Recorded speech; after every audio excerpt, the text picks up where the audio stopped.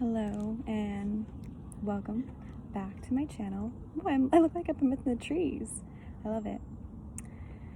So I've been wanting to make this video for a while, for about a year now, which is on these platforms you see how people manifest their dream house, their dream partner, $10,000. Yeah, those are all good and well and have a purpose. I want to see someone, which is why I'm making this video, talk about how they manifested the not so great things in their life. I think to be the engineers and the directors of our existence, we have to understand the contrast and have a reference point of what is what. Dark and light. High vibrational energy and low vibrational energy. How can someone manifest their dream house if they don't have the reference point for what they don't want, or how to manifest that in ways that they aren't going backwards, if that makes sense. So today I want to talk about how I've manifested relationships that were toxic, romantic, toxic relationships. And I want to preface this video with saying I'm still working on these things and still learning about myself and discovering and dismantling outdated programs and belief systems, but having some time to reflect on my 20s and to really just step outside of myself and see, wow, I really did manifest some really interesting romantic situations. So I think the first thing that became clear to me, the beginning of my 20s were pretty tumultuous relationship-wise. And what I was doing was that I was acting out of a place of a wounded inner child. So these stories and these beliefs that I had as a child, I was playing out and attracting those in my relationships.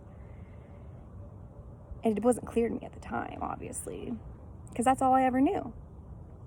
As we grow up and we become more aware and go into adulthood, that transition has a huge gray area because you don't know what beliefs are yours or ones that you absorbed while growing up from others.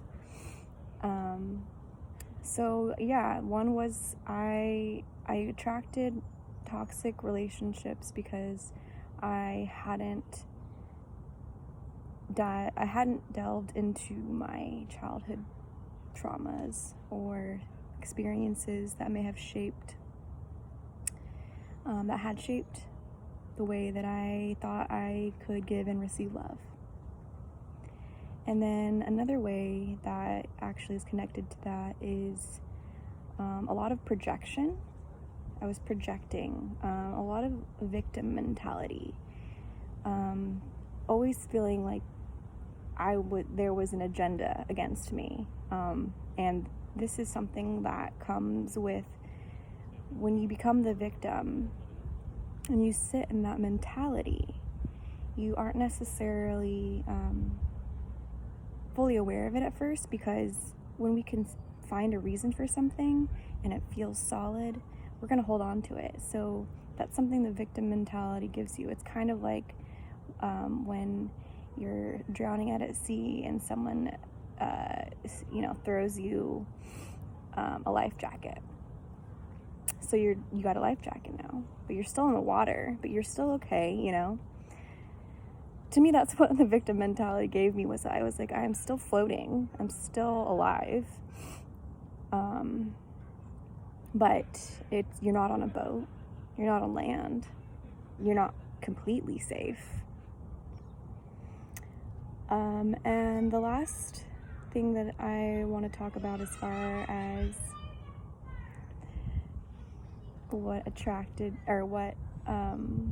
how I attracted toxic relationships was my self-worth and boundaries,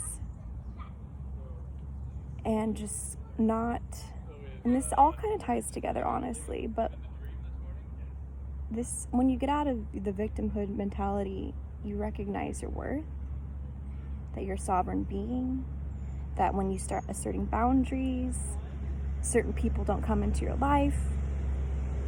You most likely, the toxic ones don't come into your life. So lack of boundaries really allowed for toxicity to seep into my romantic relationships. And I didn't know any better, because I hadn't taken the steps to know better. And really, what led all of these experiences were several dark nights of the soul, which were pretty. This is the shadow side of spirituality. Like, this shit sucks. Like, it's not gonna be all rainbows and meditating and sitting quietly and journaling. That's a part of self-awareness. There's this other part of self-awareness where, as relating even to relationships, you get into these storms, these tornadoes, and they're necessary. So I just wanted to share that, and like I said, I'm still learning. I've come a long way though, and have really seen how much evolution I've been through in my relationships, my romantic ones, in my friendships, and my relationship to myself, just by recognizing my journey and not judging it either. That shadow side of spirituality